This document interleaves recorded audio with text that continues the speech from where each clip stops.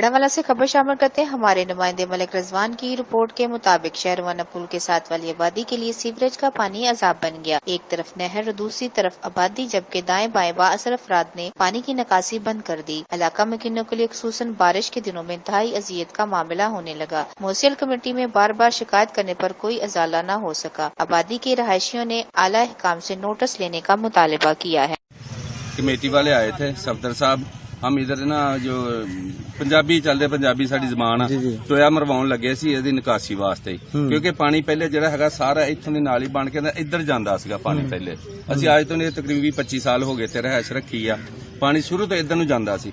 Doctor Liaquat साहब आया, उन्होंने उधरों पानी बंद करता, इधर भी इत्थे मੱਝਾਂ बच गईਆਂ, सारा पानी बंद। ਇਹ ਵੀ ਜਿਹੜਾ ਨਾ पानी इधर जा सकदा इधर जा सकदा। बारिश ਜਦੋਂ ਹੁੰਦੀ ਸਾਡੇ ਵਾਸਤੇ ਉਸ ਟਾਈਮ ਮੁਸੀਬਤ ਬਣ ਜਾਂਦੀ ਆ। ਸਾਡਾ ਪਾਣੀ ਘਰਾਂ ਦੇ ਵਿੱਚ ਵੜਨ ਤੱਕ ਚਲ ਜਾਂਦਾ, ਬਲਕਿ ਵੜ ਜਾਂਦਾ ਪਾਣੀ ਕਿ ਅੱਗੋਂ ਪਾਣੀ ਦੀ ਨਿਕਾਸੀ ਕੋਈ ਨਹੀਂ, ਨਾਲੀਆਂ ਬੰਦ ਹੋ ਜਾਂਦੀਆਂ ਆ, ਸਾਰਾ ਪਾਣੀ ਜਿਹੜਾ ਹੈਗਾ ਇੱਥੇ ਦਾ ਇੱਥੇ ਰੁਕ ਜਾਂਦਾ ਸਾਰਾ ਹੀ, ਕਿਸੇ ਪਾਸੇ ਨਿਕਾਸੀ ਨਹੀਂ ਹੋਣ ਡਈ। ਤੇ ਲਿਹਾਜ਼ਾ ਹੁਕਾਮੇ ਬਾਲਾ ਅੱਗੇ ਅਪੀਲ ਆ, ਇਹ ਪਾਣੀ ਦੀ ਨਿਕਾਸੀ ਦਾ ਕੋਈ ਬੰਦੋਬਸਤ ਕੀਤਾ ਜਾਵੇ।